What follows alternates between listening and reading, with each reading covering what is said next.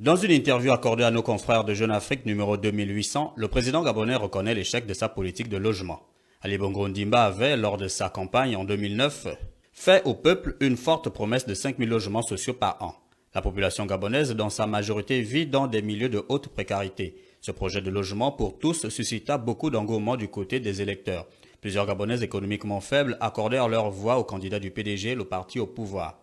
2 ans avant la prochaine élection présidentielle, le chef de l'État confesse que sa promesse n'a pas été tenue car il aurait sous-estimé les difficultés. Selon le président, avant de se lancer dans les chantiers, il a fallu réformer.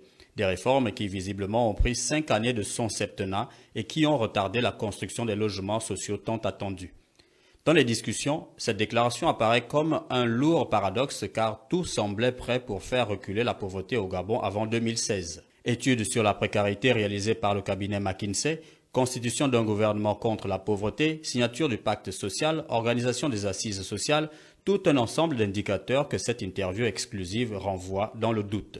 Vu les logements en construction à Ngonje, au nord de Libreville, cet aveu du président peut apparaître comme une autre façon de demander la confiance des Gabonais pour 2016.